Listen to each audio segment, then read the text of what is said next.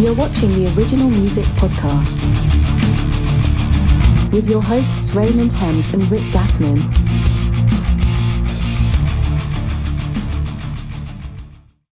All right, here we go. Episode. I don't even know what episode we're on anymore. I think we're around 25. I think 24, yeah. Yeah. Tonight we have Pete Dankelson, who's a guitar player out of the Chicago area that I just showed up in my algorithm somehow. And I'm like, who is this guy? Who is this guy? And they were kind enough to say yes to coming on. Pete Dankelson, welcome on the show. Thank you. And I'm a big fan, for sure. I've been watching you for a couple of months now, at least. Yeah. So you're in Chicago area. Where are you out of? Yeah, so it's just a little north of Chicago, about an hour, 45 minutes or so. I'm in a town called Mundelein, kind of a Mundelein, Libertyville area, almost to the Wisconsin border. Oh, wow. Yeah. Oh, okay. Okay. So I did a little bit of time up in the Midwest, as they say. Mm-hmm. I was traveling from Minneapolis to Chicago through Wisconsin, Paw Paw and Bawabik and some of these small towns that are. What's that interstate that goes east-west there? Oh, shoot. I'm not sure. 70? You can't remember the name of it. I don't know. I was driving. I was just driving from Minneapolis through Wisconsin to Chicago, and Oh, maybe it's like 75? it was an east-west, definitely an east-west road, but it doesn't matter. It doesn't matter. It's beautiful country up there. Are you 275. Are you maybe 275, I think. Are you tired of the cold weather yet? We're in Atlanta, so we're like, hell. And I'm from Cincinnati, so I'm like, I love it down here. Yeah, it's just starting to warm up around here. I think it's like 60 degrees today. So it was nice to kind of walk around a little bit and not freeze to death. Yeah. That's one thing I don't miss at all about the Midwest, for sure. Heck no. So your story's a little bit different than most guitar players that we talk to. Yeah. So those that don't know, Pete, you had you were born with Goldenhauer. How do you say that? Goldenhauer. Goldenhauer. Yeah. And you went through a pretty tough time. So you're a tough dude. You know. Yeah, I mean it's been a lot. Yeah. So tell us a little bit about what you remember as being a kid and like going through that, and how did you get to finding the guitar of all things and going for that? Mm-hmm. So I guess kind of at the beginning I was born in Michigan. I was born in Ann Arbor and lived in Michigan for the first 15 years of my life. Wow. Went to middle school, elementary school, all of that. So I lived there for the first 15 years. I grew up there. And then when I started high school, I graduated 8th grade, middle school, which is getting ready to start high school. And my family, we moved to where we are now in the Chicago area. So, it was a good transition period for, it was a good transition period in my life because, it wasn't, it was still a big change, but, it wasn't like, too drastic. Everyone was starting over in high school. Right. So it was a good time to move. So, then went to, then did high school and, at Libertyville High School. And then, graduated and then the pandemic hit. But, the guitar really kind of came into my life my freshman year of high school. And really it was because, when we moved, all of these changes were going on. And music was kind of something that I could look to kind of help me relax and kind of, I guess cope with, all adjusting to all these new surroundings. Right. And so I was listening to a lot of rock and roll. And one day I said to my dad, it might be fun to learn how to play guitar. And he actually played when he was in high school. So he had, guitar, amp and everything. And, he wheeled all that out. He wheeled all of that out of storage. And I, started going on YouTube, looking up lessons. And basically I was obsessed. There wasn't, no, I couldn't stop. Yeah, yeah. That's kind of when the music came into it. Yeah. What age was that though? How old were you? 15. Yeah. 15. Where does your heart lie as far as genres go? Definitely like blues and kind of bluesy rock. Yeah. That kind of Okay, thing. that's what I thought. Yeah. Yeah. Well, when I started seeing you playing, so you've only been playing for 6 years, 7 years? I think this is 7 because That's what I'm trying to wrap my head Yeah. around. It's like, so Yeah. you say you started out in rock and roll, but you're as good as you are Yeah. in the genre that you're playing. It's like that kid doesn't play like he's only been playing for 6 or 7 years. No. You're just one of those gifted that's- ones. Yeah. I play every chance I get. Yeah. So, and when the pandemic hit, lots of time to practice too. So Yeah. Yeah. But I think the pandemic is when I started seeing your videos. So you were already playing and laying it down into the pandemic. Mhm. It's an interesting thing that, the pandemic came and we were able to spend time being creative and stuff, but there's always guys that are like, yeah, I've been playing for 3 years, and you're like, what? And I think that comes to something he just said. And we're a bit older, like twice as old. We're 55. Yeah, we're like twice as old. We didn't have YouTube like he just said. He went on YouTube, and there's so many different lessons. And We had these things that were called cassette Yeah. tapes. And you had to hit rewind. Yeah. We had And cassettes rewind. and 8-tracks. I had 8-tracks. I had 8 tracks. And records. We're the same age. So this might be kind of a product of what we're seeing with young players that have. There's so much on the internet that is it's an unbelievable encyclopedia. If you want to learn to play an instrument, you can go on YouTube and find great players. Well, that's why there's 10-year-olds that play circles around me as a 54-year-old that have been playing drums for 46 years. It's just like, are you joking? Yeah. I see those on Instagram all the time too. I know. Yeah. It's crazy, isn't it? Yeah, I was going to say, do you ever see players like that and you're like, oh my goodness, what? Oh, all the time. Yeah. Yeah. Yeah. It's unreal. So you have a 3-piece band, right? Yes. That's what I thought. What's the name of the band? Is it your name? Well, it was, but it was funny because I was like, for a long time, I was kind of like, you know what, let's try and get the music, under my name, kind of branch away from Pete's Diary. Kind of, do the music as kind of my own thing. But, everybody just knows Pete's Diary from all the social media stuff. And that's what would get put on, on one show on the billboard outside, it said, Pete's Diary. And, for all the other stuff too. It's just something that everybody recognizes. So I'm like, well, okay, Right. And so I'm like, okay, we're sticking with Pete's Diary. So the music, like we have an EP out right now called All Screwed Up. That's under Peter Dankelson. But going forward, with other stuff that's going on, that'll get released under Pete's Diary. Pete's Diary. Okay. Yeah, because I kind of saw kind of a mixture of both.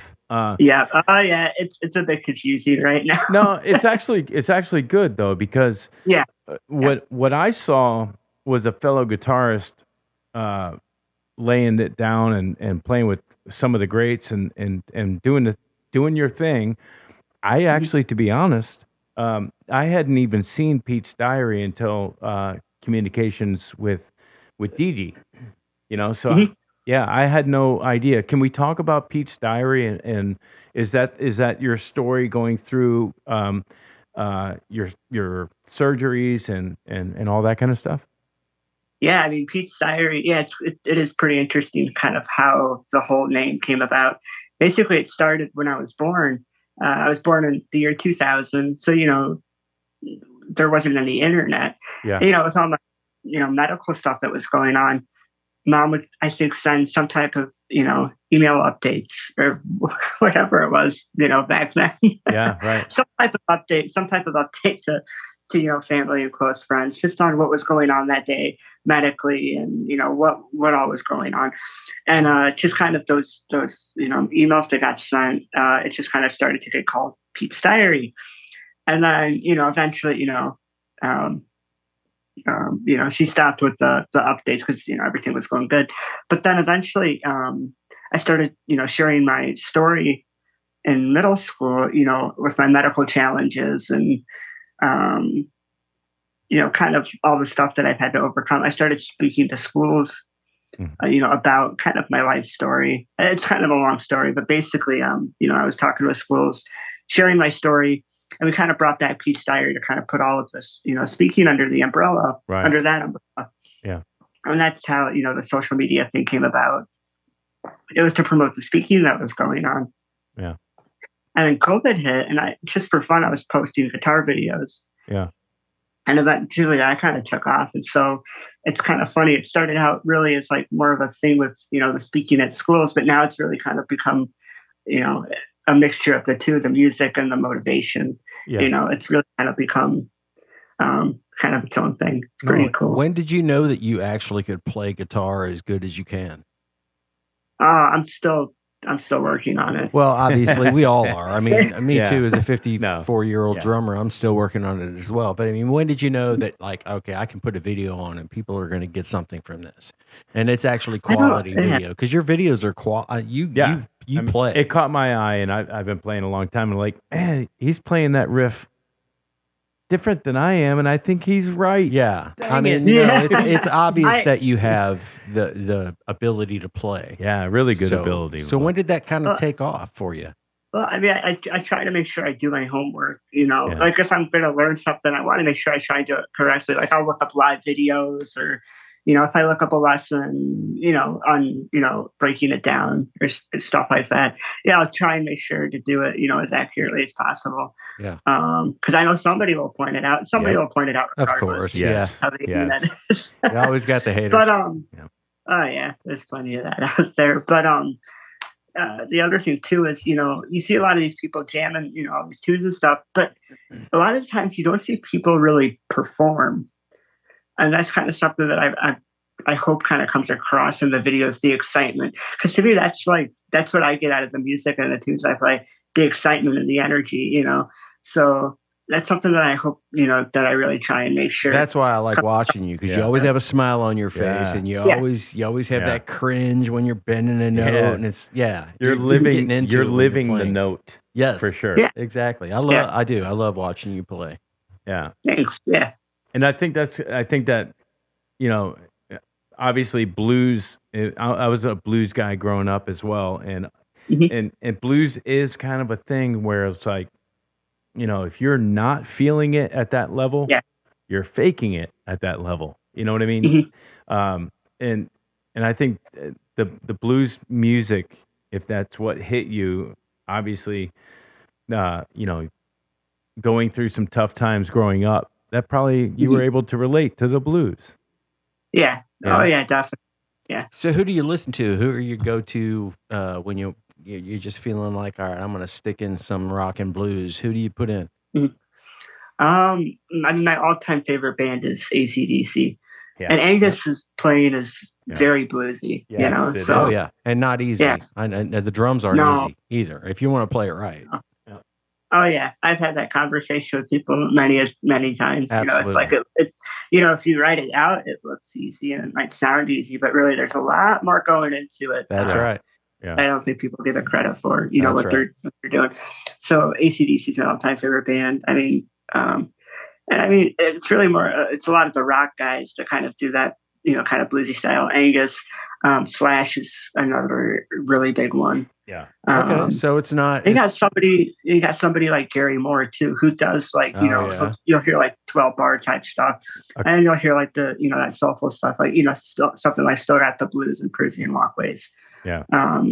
So songs like that. And his playing was like, he had that whole, rock career in the 80s too. So there was the shred kind of stuff in there too. How much do you know about that era of Gary Moore? Because honestly not a ton. I've listened to like the Wild Frontier album. Yep. Let's see what else. But I don't think I really listened to like some of the stuff before that too. I did listen to the live record. What was the live record he did? It was like Victim. It wasn't. Someone with the Explorer. Someone with the Explorer on the cover. It wasn't Victims of the Future. Was it? No. We Want Was it More. Monsters of We Want More. Was it Monsters of Rock?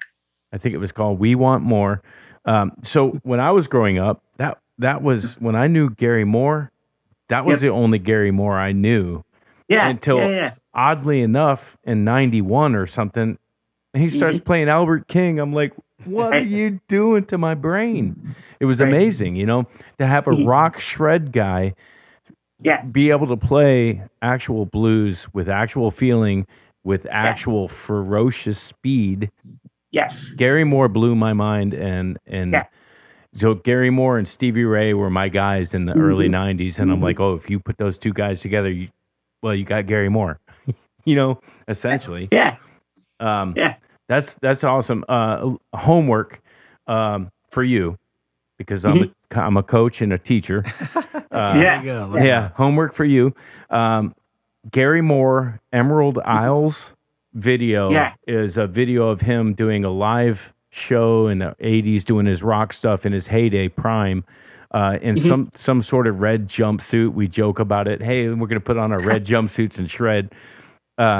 Check out that video. As far as the metal, I called it metal, what he did in the '80s. And just see that guy in that element, and then you'll understand in the video he talks about growing up playing guitar, and he just wanted to be a blues guy, and that's the music of the time when he was playing, so he became a metal guy. Right. I would love for you to meet a friend of mine who I got to play drums with for a short period of time. I think maybe 2 years. Her name is Kelly Ritchie. She's out of Kentucky, the Kentucky Cincinnati side. She's got a band called the Kelly Ritchie Band, and she's basically Stevie Ray Vaughan stuck in a woman's body. She plays behind her head, and she's amazing. Oh, that's awesome. Yeah. But I also got to tour. I'm sure you know who Jared James Nichols is. Jared. Jared. I played with him, and Oh, you got to play with him?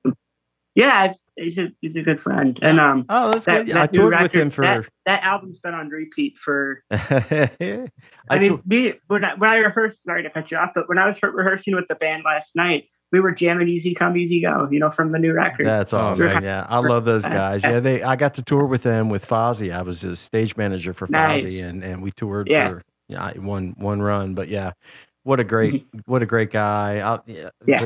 I love that whole band. The drummer's a sweetheart. Jared's the best. Oh yeah, definitely. Well, Jared seems to me like I mean, he's got a little bit of the Zakk Wylde Vikingism mentality. Yes.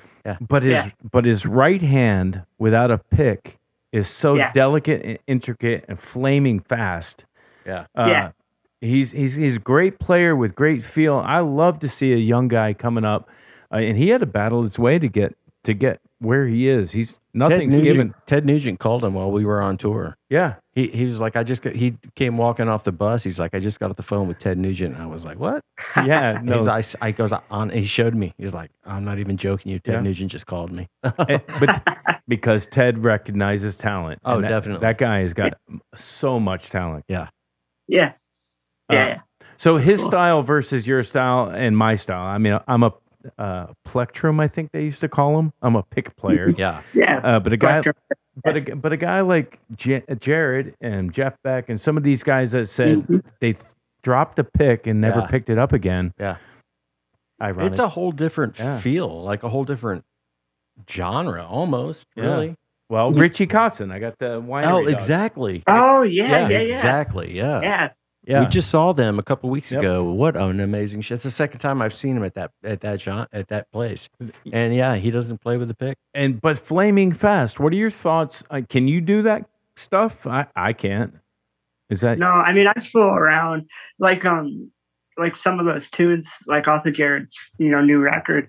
In particular, I mentioned that song "Easy Come Easy Go." It's just awesome. When it's kind of this E riff that he's jamming on, and then he goes into this super cool riff, and it's like it's finger pick, and he's hitting the thumb. Yeah, it's great. Like blast that song in the car, and you'll hear what I'm talking about. It's kind of this fuzzy pentatonic riff going on, but you could hear the low E thumping, on the you could hear it thumping on the low E, Yeah. especially when you have the car stereo cranked. You could feel that thumb that Yeah. like hitting you in the back of the head. It's awesome. It's a lot of fun to play. Yeah. But yeah, it's just so I've been fooling around with that kind of style a little bit and dropping the pick and trying some stuff, but not nearly to the extent like how he can do it. Yeah. It's just kind of fun. So tell us about the guys that are playing with you. Yeah, what's your band? Have? Yeah. So the band name, for the third and final name change, it's Pete's Diary. Yeah. Yeah. And that all came about. I think it was 2020. Like it was. Was it before the pandemic? I think it was before the pandemic. I can't remember. It's starting to get a little hazy now. Yeah. But basically, maybe it was after. I don't know. Yeah. It was sometime around 2020. Yeah. Basically, we all knew each other from the School of Rock franchise because I'd been going there for a long time. It was great. And Ryan, who plays drums, in the band, he was the instructor there for quite a while. Like when I was there, I can't remember exactly how it came up, but it was like, let's jam and stuff like that. And then I think COVID hit, and I was just kind of fooling around with some riffs and stuff. And then eventually got together and started jamming. And for like a year, we just kind of would get together and just kind of throw ideas around and record them. And it was really fun. We were having a ton of fun. It's like, it'd be great to get a band going. And it's like, well, who's going to sing? And we got to find a bass player. So it's kind of like, what are we going to do? So about this time, 2 years ago, a friend of mine named Mac, who I also know from School of Rock. What was it? I can't remember exactly how it happened, but it was like, why don't you come over and jam? Let's just kind of, jam a little bit. And we got him to play bass. He's a great guitar player, but he was nice enough to pick up the bass and jam.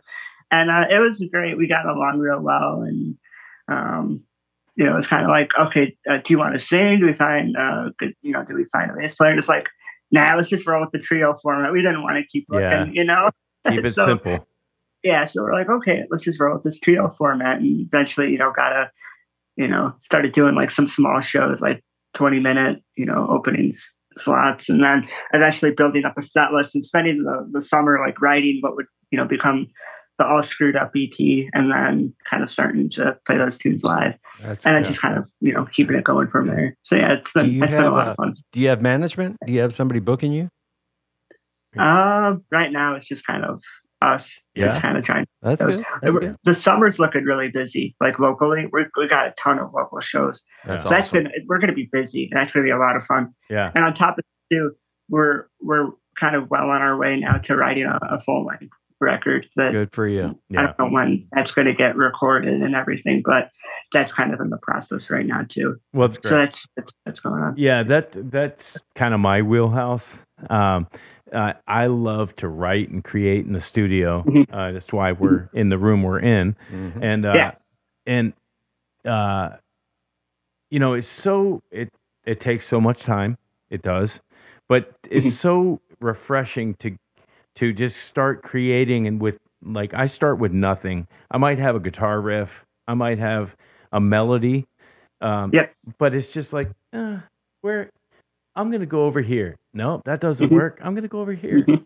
But for the most part, when I'm recording, it's you put an idea down, you start building it, and it's like, ooh, that starts sounding good. What's your creative process when you're going from, oh, I got a riff or I got an idea, to bringing it either to the band, or are you producing it? Do you have a DAW? What are you doing? So, yeah, for this, we got recommended by a friend of ours. We got recommended to Keith Nelson, who played with Buck Cherry. Oh yeah. He's doing producing. He's been doing producing stuff for a long time, for quite a while now. And actually, just like 2 weeks ago, me and Mac went out to California, and we did some songwriting. We did like a couple days of songwriting with him, and full length like demos and everything. And it was great. And that's exactly how it started. Because it's like basically I had all these riff ideas, and me and Mac and Ryan were kind of jamming together. We kind of have a bit of trouble, it's kind of like, what direction can this go in? Right. There's lots that can happen, Right. and all that. So it was really great. I had my voice memos in my phone, and it's kind of like I was on the plane listening to these ideas and going, oh yeah, I forgot about this one. This one would be fun to check out and all that.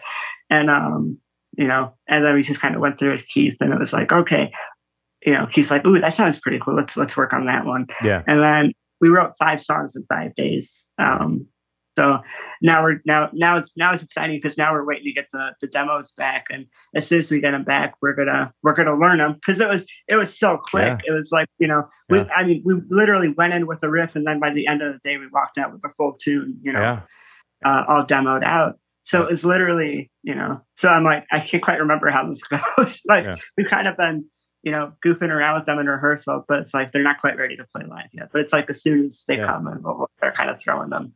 I find the same thing. We do the exact same thing. Go into the studio, have a riff idea. Our producer Corey goes, okay, that idea is great. That idea is out of here, and then the song gets, like you said, demoed out, or in our case, done, and you have to go back and you're like, what? Scratching your head. How did I play that? Yes, yeah. You have to relearn what you did, and then play it until it becomes second nature, and now you have a song. Ray's blessed with being able to work with Corey from Seven Dust. Yeah, Corey Lowry. He's actually with Seether now. Seether, yeah. Mm-hmm. And his brother. I'm sorry. Yeah, Clint. When you're with pro guys like you're talking about with Buck Cherry, I happened to watch a video. I did a little research. I had to dig a little deeper into this, and I saw you with Joe Bonamassa, Kirk Fletcher, and Josh Smith at Norman's playing a blues thing. How did that come about? And is Joe Bonamassa as cool as I think he is? You heard it was cool? Yeah, he's so cool, dude. That's the opposite of what I've heard. No, he's all in on the genre, the music of blues. Yeah, right? He's a gearhead too, major gearhead. Yeah, oh yeah. Yeah.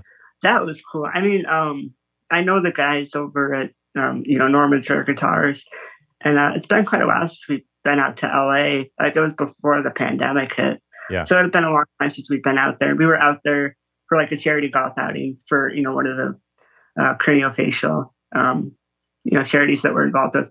So I mean that's what we were out there for, and it was like, well, we're in the area, let's go to Norm's and say hello. Because it had been a long time, and it just so happened that stopping by that day, I was checking out some SGs, and I did walk away. I walked actually the SG I ended up walking away with.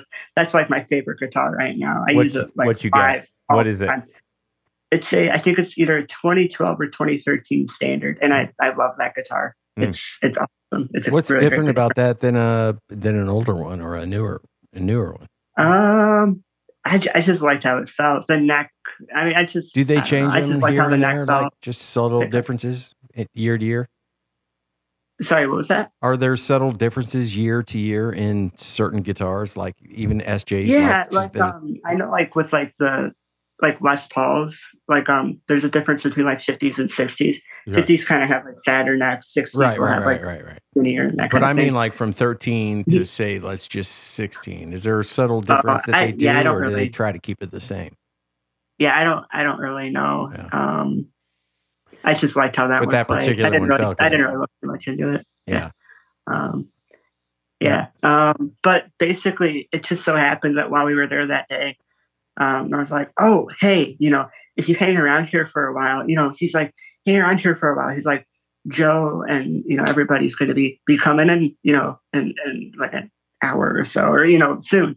And we're like, do you want us to head out? And he's like, no, stay. I want you to meet him. So I'm like, oh, okay. Yeah. So I'm like, I haven't played it in a couple of days. I'm like, I'm not going to have to play it in front of him, am I? And sure enough, I was like, hey, let's get you guys jamming. And I went, oh, no.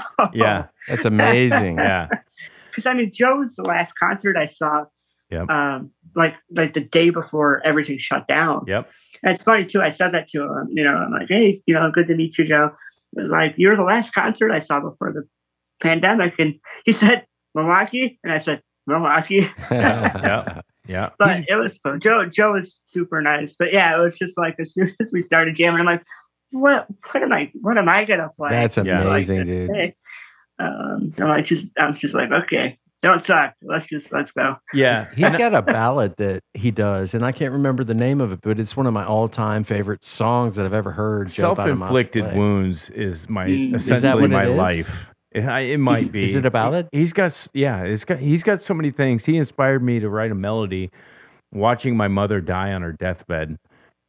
That guy.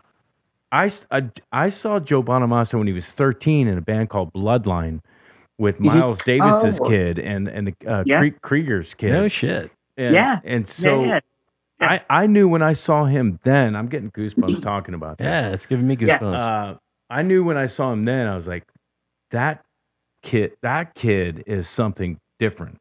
I am a blues guy, but that's different. And it had elements of Eric Johnson. But it had all the feel of all the greatest blues players. Yep. Unbelievable feel. And then, you want to hear some Jeff Beck? And then boom, his sound literally would be Jeff Beck. I'm like, what are you doing? He studied look everything. how much gear he owns. He probably owned that much. It's not back about then, the too. gear. It's not about the gear. That guy is a student of the game.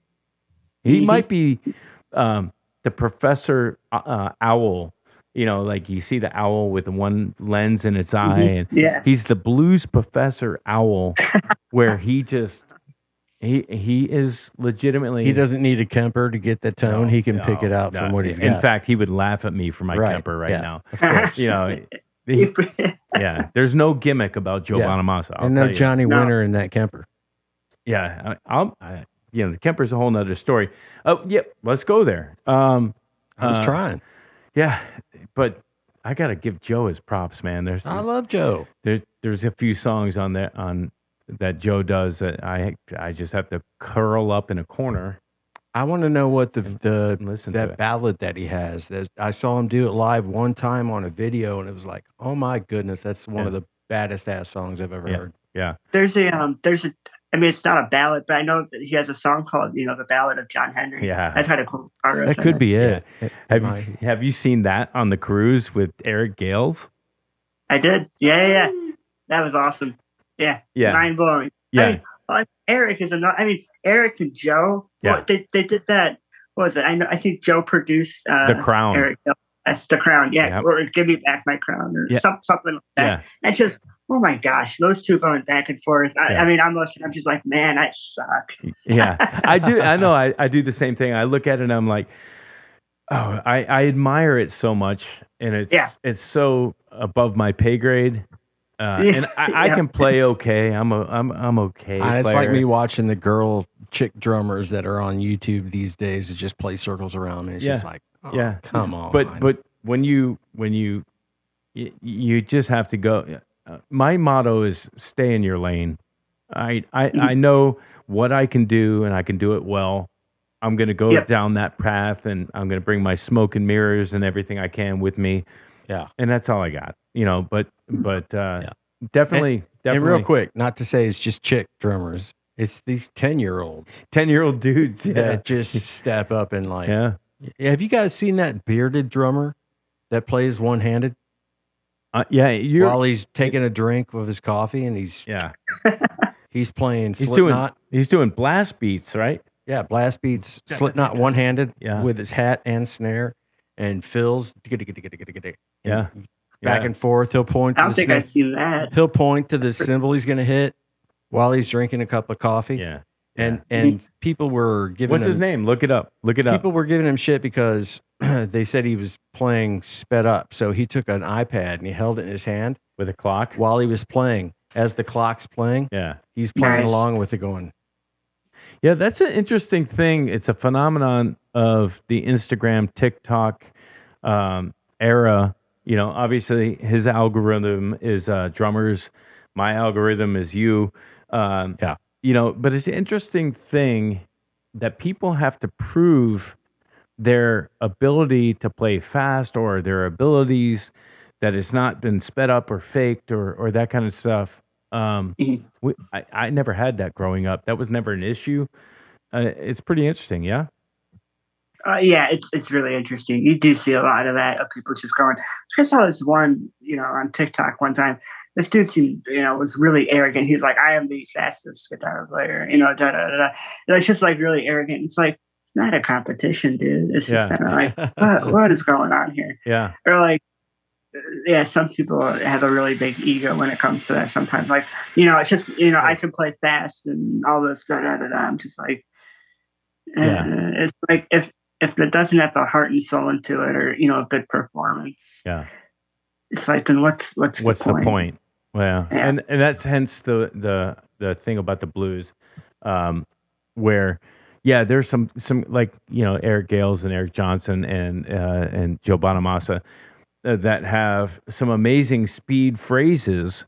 Oh and, yeah, and then they land on just one note, beautiful vibrato, which brings me to what I wanted to bring up earlier. You mentioned Angus, and one of the first things SG aside, aside, when I saw you playing and you performing, the first thing I noticed was your vibrato style. And it's a aggressive, quick, tight, type style, and I was like, that's Angus, Yeah. and I spent 6 years working on what would become my vibrato. You know what I mean? It's like it's interesting that different players. BB King, you hear it, you know it. Zach Wilde. You want to hear Ray's vibrato? Oh yeah, I might have some dive bombs. Yeah, that's not vibrato though. Oh, sorry. Yeah, but you hear these guys, these players, and you instantly know who they are from their vibrato. How important was vibrato for you, or you just heard it and you went for that style? Yeah, I heard it and I went for that style. I do love that style. Again, Angus was kind of the first guy I tried to model myself after. Yeah. So that quick vibrato that was in there, and I found out about Paul Kossoff from Free, and he's another one of those guys. I'm like, ooh, that's killer. There's especially that album Live Free. Yeah. When they bust into the Hunter. Yeah. He starts it off with that wicked vibrato, and it instantly just made me go, Yeah. Yeah, it catches my attention immediately. Yeah. What did you ever spend any time? And I apologize for going in down guitar lane, but we're in the same car. Run it. we're driving. Run it, brother. Yeah. And I'm sorry to go back to Bonamassa, but I say Bonamassa and then I say Black Country Communion. When I heard that stuff, it literally just went. Yeah, Glenn Hughes for me, it makes that band. Yeah, well, the drummer might be pretty good. Well, you can't go wrong with that drummer, but Glenn Hughes for me, yeah, was like, wow, man, that guy, 70 years old. Look at that guy. Yeah, come on. What did you think about that project? And they're actually playing in London soon.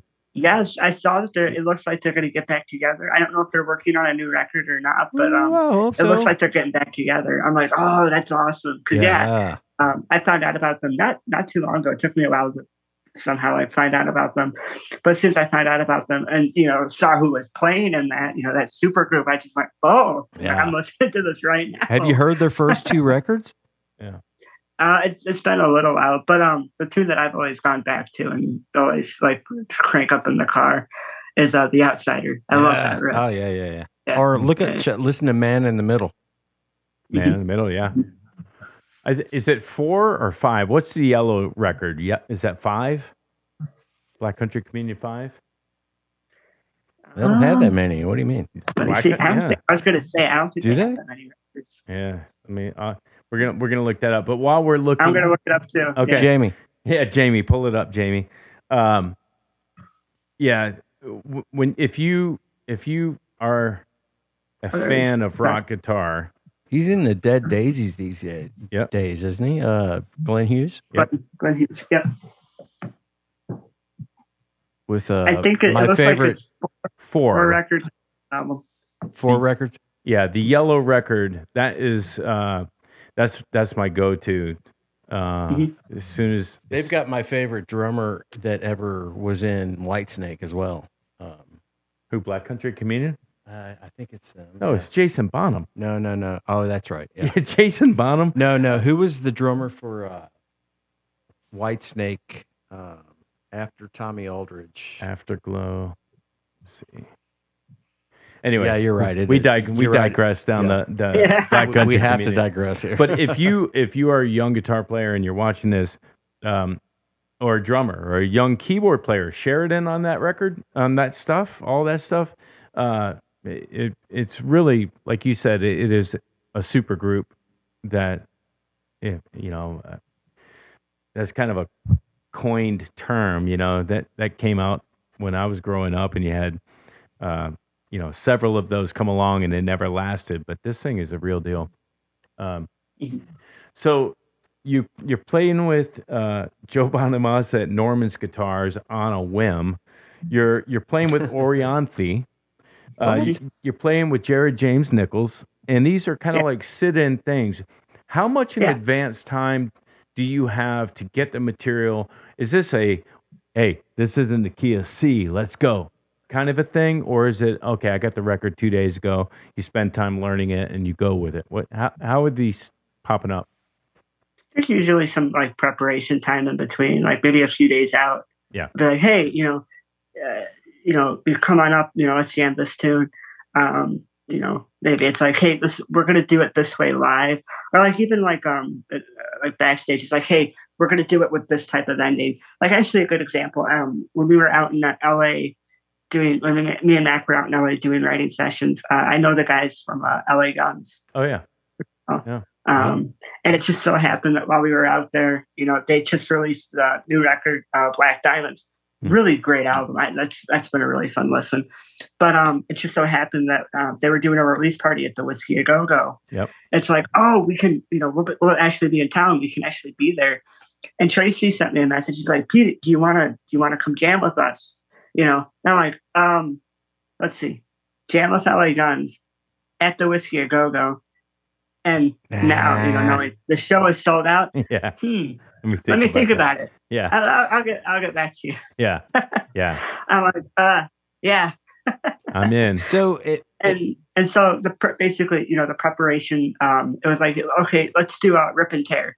And then he said, it's like, here's, the way we're doing it now, he sent me like a live version, like a live sample of how they were kind of doing the song. So I'm like, okay, cool. So that's kind of that kind of thing. Yeah. If you don't, I may have already asked this. I don't think I did, but how are you getting in with like Jared and Tracy Guns?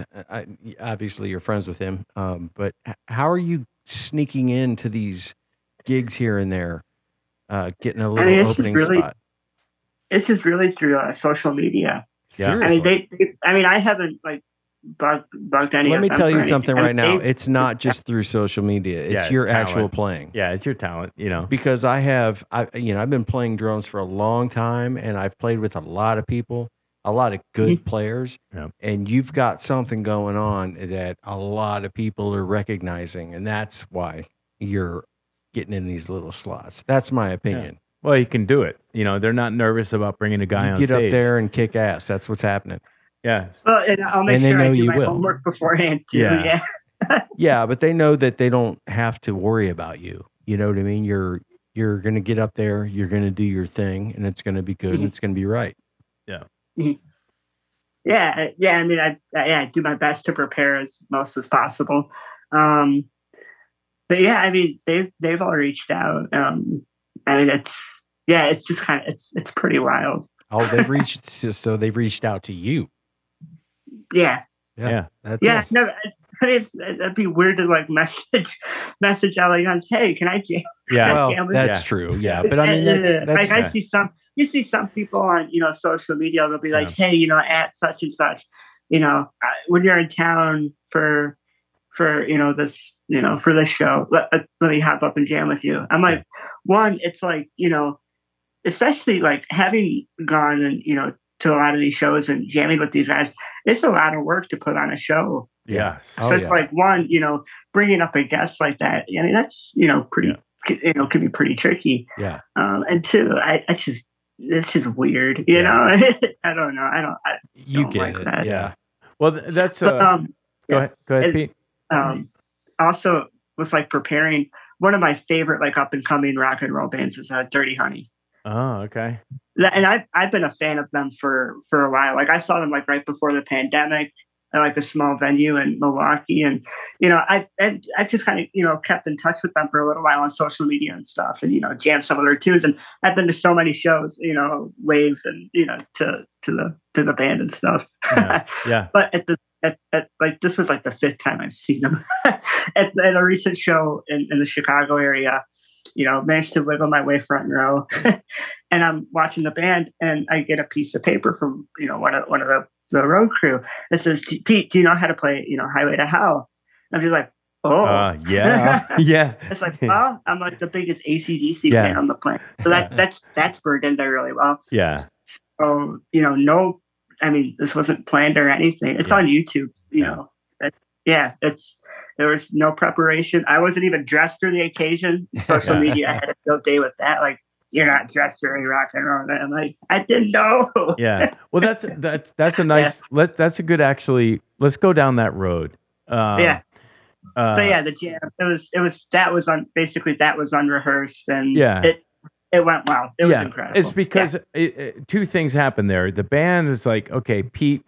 They probably knew your background. You're like, hey, that's an Angus dude. He's gonna know Highway to Hell. We know Highway to Hell. Let's do it. Yeah. But let's go down the road of reading the comments sections on posts and performances. Is it a go no go, or is it a go ahead and try? Read it and dwell on it. How do you handle comment sections on posts and stuff?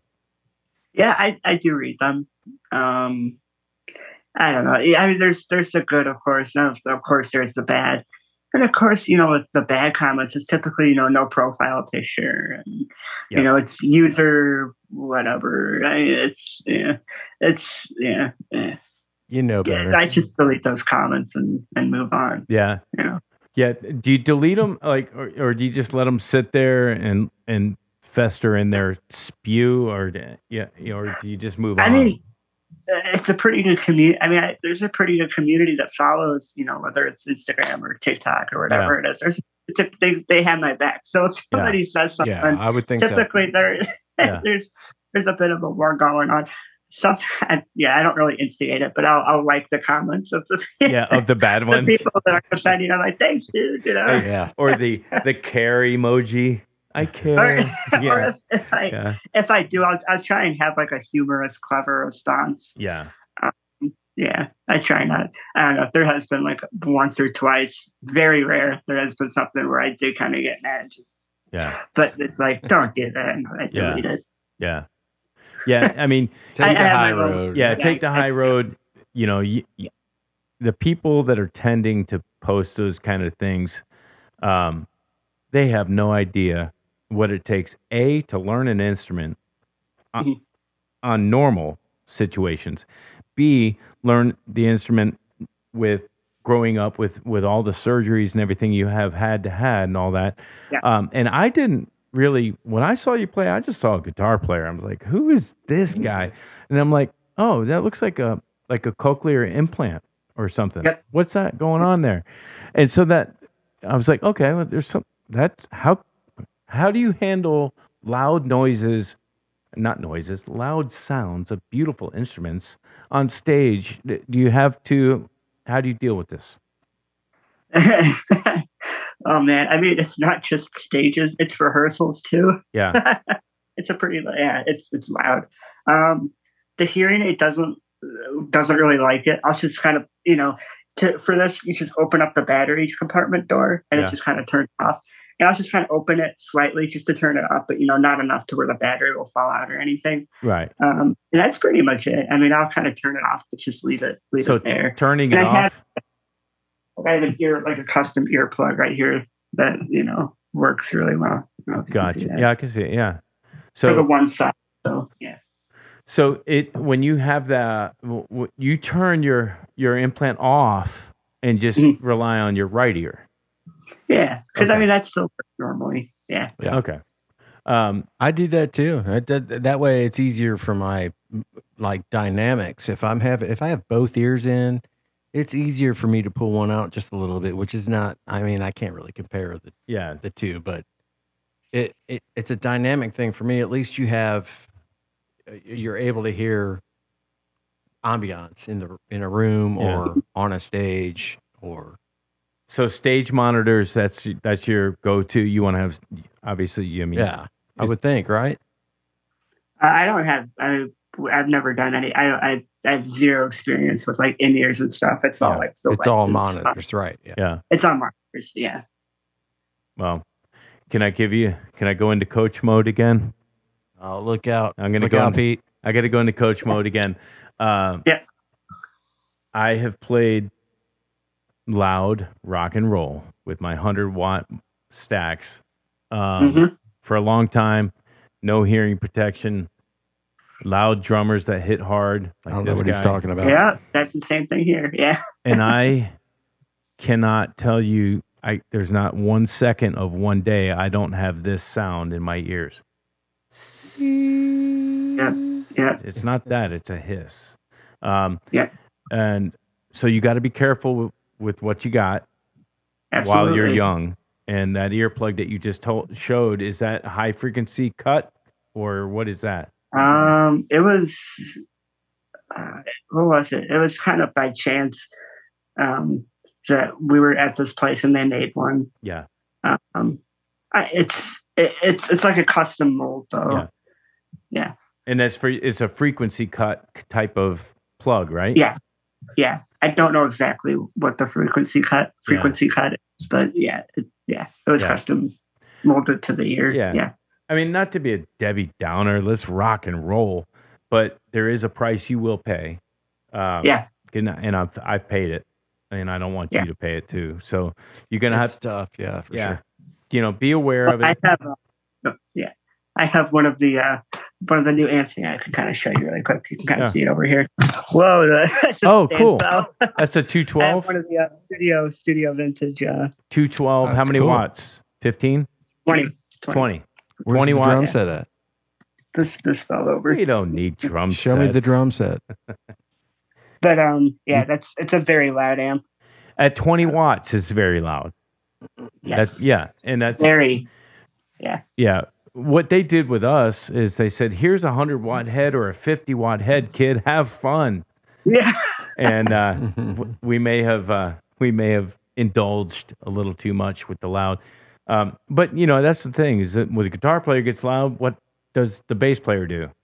Same. It's louder. And what does the drummer do? Same. Yes. And Same thing. Yeah. What does I had this in rehearsal last night. Yeah. Well, that amp, it's so funny. It's like it has lower wattage, which is still stupid loud, and then it has higher wattage, which is just louder. Right. And this amp has one volume because there's no gain or anything. It's like a mess of boogie. It's either really quiet or really loud. Yeah. Yes. There's no in between. It's nuts. Yeah.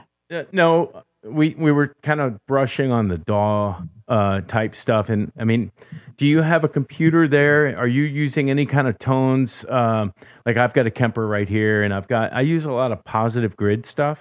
I use a lot of positive grid stuff on all my stuff. Actually, 90%. I don't even use the Kemper for it.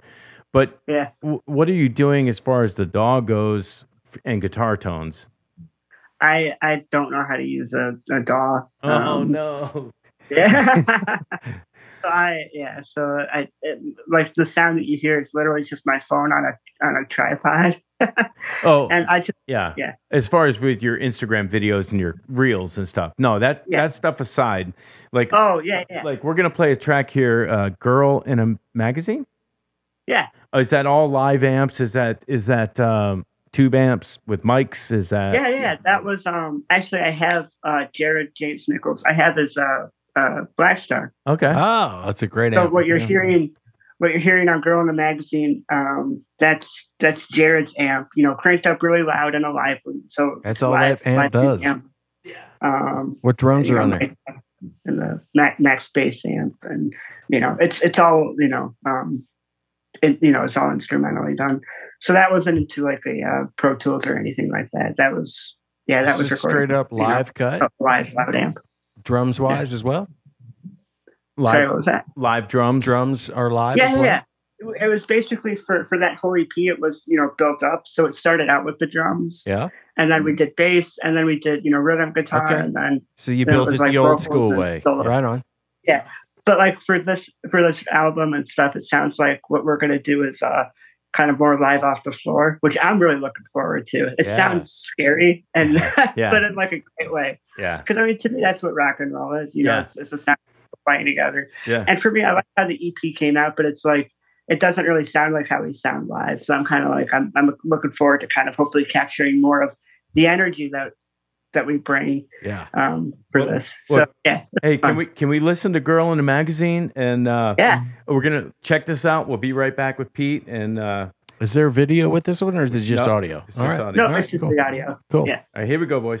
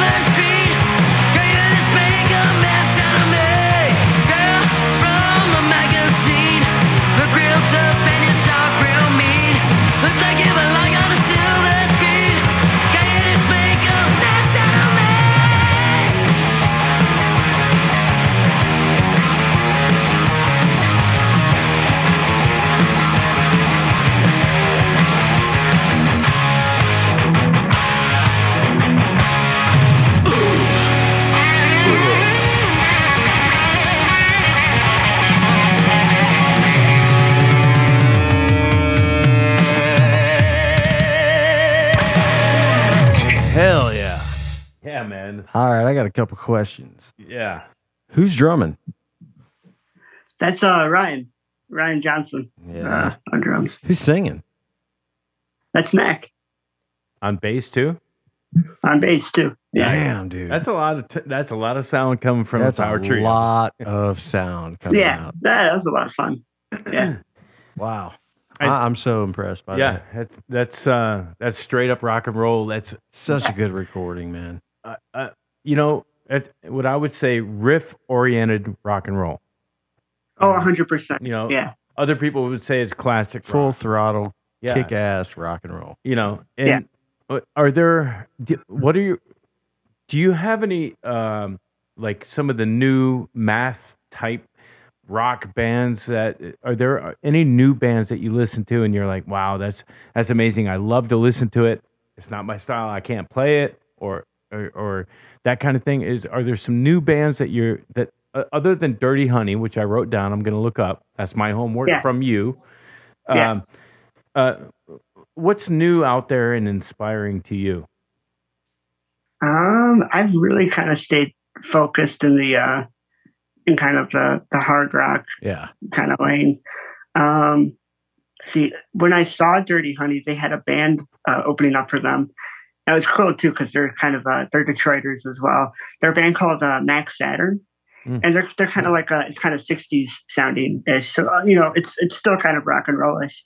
Yeah, it's got that rock and roll kind of sound, almost Stones like. Oh wow, it's really cool. Yeah. So Max Saturn's another cool one. Yeah, mostly it's kind of all been in the hard rock and roll kind of lane with the new stuff I've been looking at. Yeah. Everybody kind of picks on me. A lot of guys in my circle. They're like, you have 60 guitars in here and there's not one tuned to standard tuning. I said, you know what? I was like, you know why they tune to E, right? Because everybody does it. I tune where I want to tune. And I'm doing drop C sharp. Well, we don't have a singer in our band either. Well, yeah, he does in one of his bands, but the band that him and I playing together we don't have a singer. So we're instrumental. We do an instrumental classic rock video. Classic rock. Well, to me, I'm a classic rock. Progressive is what he meant to say. Yeah, but are there some different tunings that you like to mess around with, or you just like straight up? Live, we play a half step down. Okay. And there's like a song or two. Like we'll do like C sharp. Yeah. Not C sharp standard, but like a drop C sharp. Yeah. So it's still a half step down, but just cranking down. That's my normal hook. That's what we do. Yeah. Well, that's what they do. Yeah, drop C sharp is that's where I live. And once I went there, I was like, why would I ever want to come back? It sounds so good. What about bands like Polyphia or Animals as Leaders? We're going to see Dream Theater. When are we going? July? It's coming up. Yeah, soon. Yeah, we're going to. We just saw Winery Dogs and I'm bummed. I was supposed to see Winery Dogs when they were coming through Chicago, but wasn't able to go. Yeah, that new record is great. Oh, that new album was awesome. Wow. Richie Kotzen. Xanadu was a great tune. Yeah. Yeah. Well, I the week before we had gone to see Eric Johnson, and and I was like, Eric Johnson was my guy growing up, and one of my guys. I wouldn't say my guy. But Eclipse of Dover when that came out, and I was watching Eric Johnson. I was like, well, this is great. The next week or next couple days later, I go see Winery Dogs, and it was like, oh my gosh, what did I just see again? It's a step. It's a generation step up in technique and everything else, which is kind of what my point is of how the trajectory of guitar playing is headed from total feel and pentatonic scales to a guy like Eric Johnson, to then a Richie Kotzen, to then a Tim Henson or Henderson and Polyphia. Henson. I mean, I'm seeing these guys do stuff, and I'm like, what is even happening? It's algebra. Yeah, it's wild. Yeah, it's really cool. So where are we in Pete's mind 50 years from now with a guitar, where are we at? What type of things are people going to be able to be doing in 50 years from now on the guitar? Or will it be AI? Yeah, who knows? Yeah. Man, yeah, I don't know. I don't know what like new innovations. It's like it's just kind of funny because you're like, what else could there possibly be with the, what else could you do with the guitar? Right. And then sure enough, someone's going to come along and just have this whole Right. crazy thing that you would have never thought about or never looked at in a certain way. I'm sure how everybody did when, Van Halen one came out. Yeah. Exactly. I was going to say Eddie. Once Eddie did it, it's like, what else could you do, right? Right. Yeah. Yeah. Well, the whole fear of AI it's a legitimate thing. It can be probably a detrimental thing to actual humans that play instruments. I asked ChatGPT, write me a rock song in A minor, talking about this and this, and it literally wrote verse, chorus, bridge, verse, chorus, outro, song format, chord progressions, and lyrics. And one of the podcasts I actually want to do is get my guys in here with what it gave us, and all right, let's write a song using this, and create a song from AI. But it still at this point needs flesh and bone and blood and emotion to pull it off. Yeah. But it won't in 25 years. Why do you say that? I don't think that AI is going to need us in 25 years. You're full of shit. It's not going to. It's like adding a click to adding a click helped us, but you still have to have that human feel to play legitimate music, in my opinion. Well, I agree. But in 25 to 50 years from now, you can just say, hey, play me a song. Well, you could go stick a quarter in a jukebox too, but... Wow, that's true. Yeah. Sorry, we digress, Pete. But what are your thoughts on AI and music and art and all this stuff? Yeah, I haven't really looked into it like that much. Brian, in the band group chat, he said, I see this whole like essay and stuff. I'm like, what on earth is going on here? It's like song lyrics. Someone's like, hey, let's use this. And it's like this goofy song about like jamming with the garage. I'm like, no. Yeah. Like he's like joking about it anyway. Yeah. So I'm like, me and Mac are like, huh? So I mean, I really haven't looked into it. I mean, I'm on like Snapchat for like high school friends and stuff, but they just rolled out this AI feature. I'm like, whoa. Yeah. Right, okay. And I just kind of said hi to it, and that was kind of it. I don't know. Maybe I'll ask it to write a song tonight. Yeah. If you're walk into rehearsal Sunday and be like, hey guys. Well, tell it to write a blues song about a dusty country road, and just give us some parameters. The theme of my band, Giza Is Gone, is that aliens came to Earth 10,000 years ago, taught the humans to build these structures, and then they come back 25,000 years later, land on them, and take them away to their planet because it's a vital resource. I still don't know what the hell's going on. I just play the drums. Yeah. but there's a concept. So I tell this thing, ChatGPT, I'm like, hey, write me a story about blah, blah, blah with those parameters. And it wrote this thing that I'm like, wow, that's actually scarily good. I was like, okay, I could clean it up and shorten it, but I just feel like, with the AI digital art, like give me my go-to on that is give me a chicken with a guitar with the digital art, and I'll get, some kind of crazy thing about chickens and guitars. But the AI thing, I think, is going to be, it's not now, it's not 5 years from now. You're young enough that when you're my age, you're going to be like, that guy said this 25 years ago, where, it took our brains to actually create, if we took, Jimi Hendrix's brain to create Third Stone from the Sun. Right. 25 years from now, I don't know if that we're going to need brains to do that. Create cool stuff. I disagree. Mhm. Yeah. Yeah, it's interesting. I haven't really dove. I haven't really looked into it or anything, but it's just kind of watching. Yeah, I haven't interacted with it or done anything with it. I've just kind of been watching, just kind of looking curiously from the sidelines, like what's going on. Yeah. It's a little weird. Yeah, not into the player pianos, man. Yeah, it's essentially we're going backwards to the player piano. Yes. Yeah. Yeah. As far as your guitars go, we talked about tunings. We've talked about. I was thinking about this. I've been playing with half stacks and full stacks, 100-watt rigs, and that's why I have tinnitus. You just showed me a quarter stack. It's essentially a quarter stack, Marshall. It's like 212 with a head. This is considered a half stack. Is it with 212s? Yeah. Huh. It felt like a quarter stack like at Wendy's. Stack. Yeah. You go to Wendy's, I want a 212 cabinet. So what kind of pedals are you running? Does that have an effects loop? Are you using It's like Jared's Black Star that he plays. It's a 212. Yeah. With a small head. They're all going with that. Yeah. Yeah, Gales has got the 212 and all that. What are you using a pedal board into that?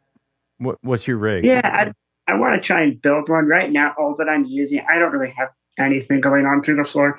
I just have this Shure wireless system because, being a 3-piece, running around, and Max playing bass and singing, and Ryan's behind the drum kit. So, okay, I guess I'm, running around and interacting with the crowd. So I have a wireless system, and actually, it's right here. Actually, I don't think Shure makes this anymore. I think I got this at the right time. Yeah. But it's a tuner as well. So I have the main system and the tuner. Is that wireless or how? That's pretty cool. Okay, so it's a wireless tuner. Yeah. Well, it's a tuner. It's a what would you call it? It's you have the wireless in your pocket. Plugs into the guitar and goes to here. But it's also a tuner as well. That's so it's kind pretty of cool. They don't make those anymore. I don't think so. I think I lucked out and got these when they were going out. So How many do you have? I like it. It doesn't seem to change the sound of the amp or anything or kind of anything like that. So it works good. And the only other thing I have it on the floor right here. Sure. The only other thing I have is basically, a gain type thing because, the Plexi, it's great, but, it doesn't have a lot of gain. Marshall sent this to me early. The governor, It's one of the new reissues that they just put out. Okay. And Marshall sent it to me, and I'm like, holy crap, this is amazing because it doesn't change. It's more Marshall. Yeah, yeah. Can you show? Can you tilt that in a way that he wants to see the back of it? No, I want to see your settings. Can you tilt it to where I can see? They change. Like right now, I have an attenuator on because that amp is so loud. Really, 20 watts and it's that loud, huh? It is. Yes. It's as loud as a drum set. It is loud as someone hitting a drum set really hard. Wow. Yeah. And what model? I am unfamiliar. He's gonna have one soon. No, I have too many tube amps. I have a JCM 2000 that was my go-to amp for a decade and a half, and I got some Black Star stuff. And what are the? I'm not familiar with the mini Plexis 212. I'm still going to call it a quarter stack because it's not a half stack. But what is the head model? What is that? It's hang on, I could just pull it over here really quick. Just give me 1 second. Because I need to know what the new stuff is. Yeah. I have no idea. I agree with you that it looks like a quarter stack. Yeah, but I go to Wendy's, I get the small hamburger. So think of it as basically that's a full size head. That's full width. That's a full size head. Yeah. Well, it looks bigger because I'm so short, but Oh, okay. That's not a full size head. All right, scroll to the left. Your left. Yeah. There you go. Okay, so it's it's not a full size head. MX2. Mark II, or they call it the. Okay, the Mark II. It's a Plexi remake. Essentially. They basically took the Plexi, the super leads, and they shrunk it down. Right. Ah, that's cool. Right. Yeah. And so, can you show us the 4 inputs on there and explain the jumper? Yep. It seems like the jumper is the common place to do it. Like you plug into input one, Yep. in the top, what would that be? Top right? Yep. Top right. And then you jump the two channels here. So channel 2 and channel 1. And basically, with this, there's the high treble and the normal channel, or loudness 1 and loudness 2. Yeah. Yep. And basically jumpering the two cables, basically on loudness 1, it's more of a high end. Yep. There's more high end to it and kind of a crunch. But on loudness 2, there's a bit more low end. It's like loudness 2 by itself, it's kind of muddy sounding. It's not super usable unless you have like a really bright sounding guitar. Right. And loudness 1, like I think that's what like Paul Kossoff used. Like I don't think he jumped anything. Really? But like it's still a good kind of crunch to it. But putting the two together, you blend the two volumes together and kind of dial in the high end and low end. Basically, what I do is it's I just turn them all up, almost all. Yeah, like on 8, pretty much on 8 or so. And if I want more high end or something, I'll back off like the second channel or something. Or then you had the EQ, so you could really dial into the sound of the room. Yeah. So it's really nice, but also it's kind of bizarre. Basically, if I when I do use the clean sound, that's what I'm dialing in the amp for the clean sound, and the governor is basically like an amp in a box, right? Right. So this is more of where the distortion, you kind of EQ the distortion and stuff. So it's really kind of, you can really dial in the two sounds for what you really cool. Do you find that you're a volume knob rider? Are you? Yep. Yeah. All the time. Me too. I'm always on the volume knob, and I think that's a lot of young players are either wide open or wide open. Yeah, and all of the guitars are different. Like it's really interesting. The one SG that I have, that I use live all the time, when you back off the volume to like 6 or 7, or more like 7 or so, the attack of when you hit it still feels the same, but just kind of brought down a little bit, which is really nice. Yeah. And then when you roll it back even further, that's when it starts to clean up. Yeah. So it doesn't clean up right away. It kind of drops the sound a little bit volume wise, but you don't really lose much of anything. And then you can clean it up. Yeah. So it's nice to really have like be on 6 or 7 or so for the rhythm and stuff. And then when it's solo time, you just boost it up a little bit to 10. Yeah. So I think what you're talking about at that point are the potentiometers, 500K pots, that kind of stuff. That's what I don't know. It's different, whatever's in there, because none of the other guitars I have feel that type of way. Now, if you I really love how that feels. If you had the Pete Dankelson custom shop SG created, would that be the guitar that you would want to try to multiply? Oh yeah. I've been building that in my head forever. Yeah. Yeah. Oh yeah. I mean, I think every person dreams like, if I ever had my signature, what would that be? So it'd be like, I don't know. If there was a neck I played, it was when I was at Norm's. There's like a 335 I picked up, and the neck, they called it like a they got a name. Blade. They called it a blade neck. Yeah. Or something like that. And I was just blown away because my fretting hand, my thumb doesn't have any muscle in it, so necks can sometimes be a bit tricky. With like I can't wrap my thumb around the neck, like for some of those. So it's a thin neck. So necks I'm kind of picky about. I like the SG necks; they feel natural and comfortable to play. But this particular neck, the way my thumb just kind of rested on the back of it, I was like, "This is awesome." I could actually feel like I could grip the neck. Was it a V shape or was it a round one? I can't. It was. I think it was more rounded, but like it was narrow. So like my thumb, narrow. That was so thin. Sit in. Yeah. So that is as a guitar player, that's a big thing. I did not know that your thumb on your left hand is not like my thumb, which is like a big toe. The right. Yeah. Right hand's fine. Like I was born with the normal, normal function with it. But this one, the fretting hand, and for me it is normal. That's just all I've known. Right, so right. Yeah. Not like it's always been this weird thing. That's just how it is. So, are you able to? I mean, like when I'm playing, I don't even think about my thumb at all when I'm playing. I'm thinking about my fingers. I'm not a big over the top grab the thumb. I never could do that because I have short hands as well. But Yeah. but you're able to put enough pressure in the backside of the neck to actually fret, no problem.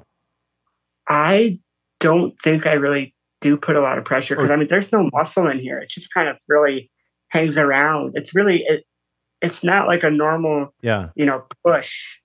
So like with vibrato, it really is all more in the hand instead of using your thumb to anchor the back of the neck. Yeah. So it's a really weird way to do it. I'm pretty positive in saying that. But again, it's all I've kind of been able to do. Sure. Or like that's always had to do it. So it's kind of how it's been. And now I'm like, oh, I could see how, with the thumb, I'm like, oh man, I could be much more accurate with all this stuff. But I'm like, that's just kind of how it is. You're an incredible dude. So I've been able to do it. Yeah. You got to know it's one of a kind vibrato at that point, though. Yeah. It's like, it's super cool. For better or worse. Adapt and overcome. Play that shit. Yeah. Yeah. I love it. Yeah. So I guess. Yeah, hang on. Let me actually just try and see if I'm describing this correctly because I haven't really thought about it in a while. Hey, I anchor my thumb. On the top of his neck. The top of the neck when I grab a whole step bend on my B string. Yep. Yeah. That's how do you do it? I understand. That's what you'd want to do. With this, it's. So where is your thumb? It's slightly over the top. It's hooking. You're just hooking. Yeah. Yeah.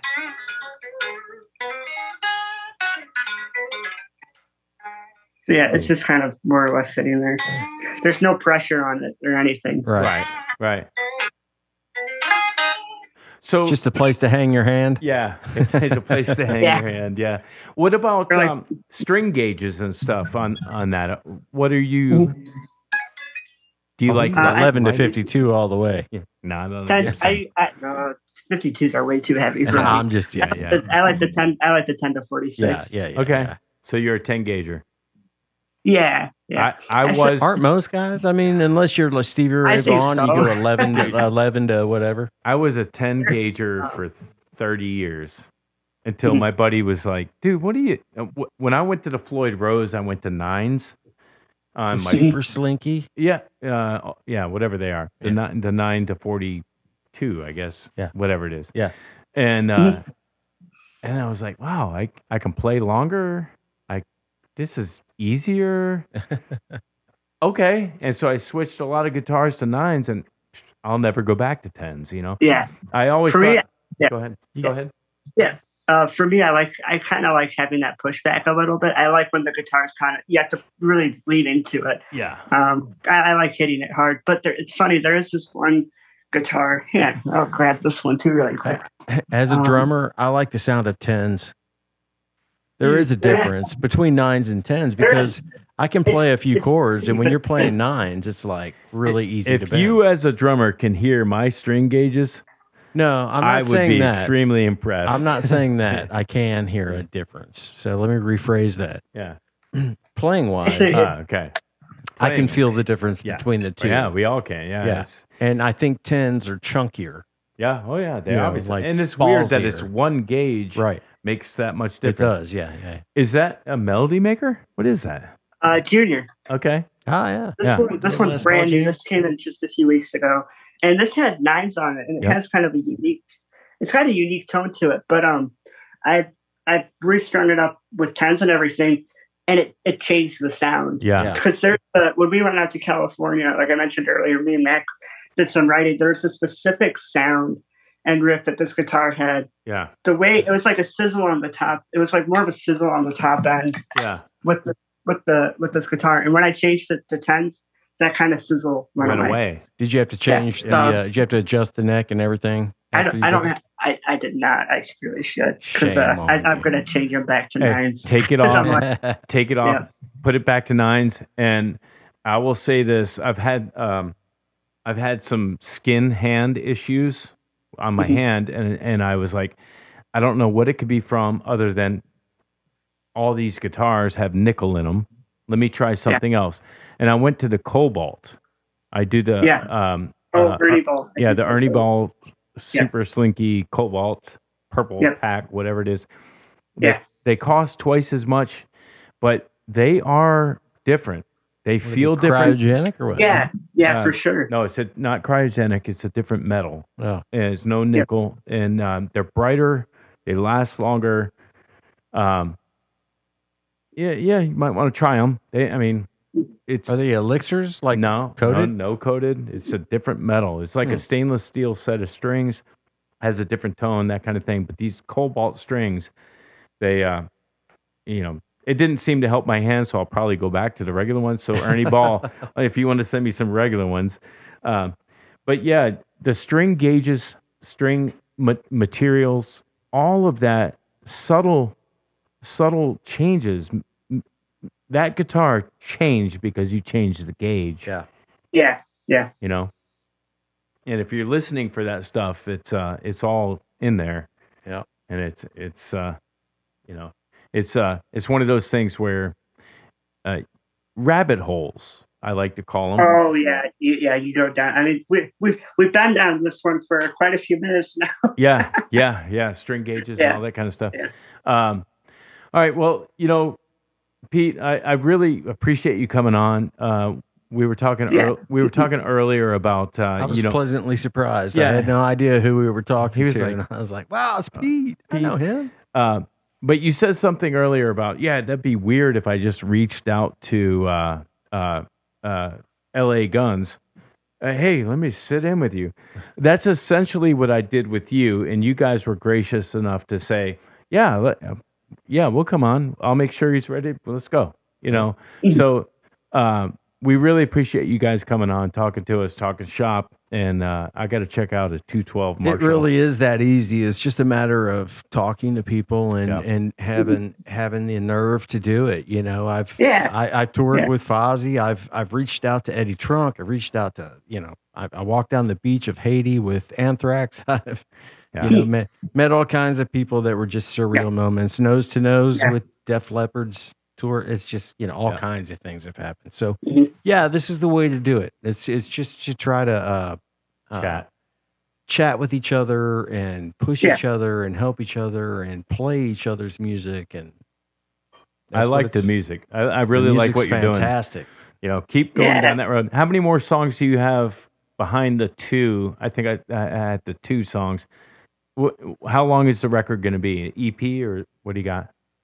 I mean, that's a good question. I'd say maybe 10. Yeah. 10 tunes. Yeah. I know there's 5 that exist right now. Yeah, right. Sounds like it's going to be an LP. Yeah. Oh yeah, we're working to do like a full length. I don't know. Yeah. My guess is 10. We'll see what happens. Yeah. Well, it's expensive too. I mean, no matter it is expensive. who it still costs money. And oh yeah. That's all the money we're making this summer from shows and stuff. It's going straight to making the record. Yeah. I wish you were closer, man. Yeah. I've got buddies in Louisville, Kentucky, that have good bands. They're good friends with like the guys in Steel Panther and we all kind of have fun cutting it up. But Brian Fox is he's a buddy of mine in Louisville. I don't know if you've heard of him, but he's got a great band. Plays with a lot of different musicians. I think kind of like you probably do. I mean, you don't have your just go-to. I mean, you have your go-to guys, but you probably play a lot. He's going forward with that. I know, but you've played with a lot of people that have wanted to play with you, I think, right? What was it? You've got your go-to band, but then you've also got a lot of people that you've played with. Yeah. Definitely sitting in and stuff. All right, man. Well, are you ever in the South, or are you specifically in the Midwest? Right now, it's all Chicago shows. Okay. Yeah. It's just kind of local. Okay.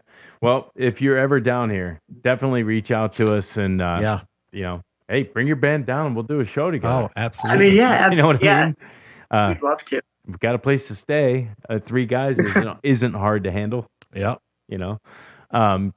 But keep doing what you're doing. What about the public speaking stuff? Are you still fitting that in? What's on that? COVID kind of stopped that for a while because it was weird because I graduated high school in 2019. Yeah. And I was like, okay, we could really kind of hit 2020 hard with, because there was still a lot of momentum going from, the 2019 school year. And it's like, I'm out of school. We could really kind of do this more and more. And then the pandemic hit, it killed that for like 2 years. Yeah. So that was out the window for a while. And that's been coming back. And we've been doing those more and more. So that's been good to get back into the swing of things with that. That's been a lot of fun. Yeah. Okay. Well, just keep in touch. We're following you. Follow us, and let's keep in touch with each other. And if there's anything that pops up down here, and we can do a show or we can get together, we'd love to help you out. Yeah, that'd be awesome. Thank you. All right, Pete. Hey, Pete. Appreciate it's a pleasure you. meeting you, brother. And we'll see you on the internets. All right. Thank you, guys. All right, buddy. Take care. You too. Bye. You're watching the Original Music Podcast.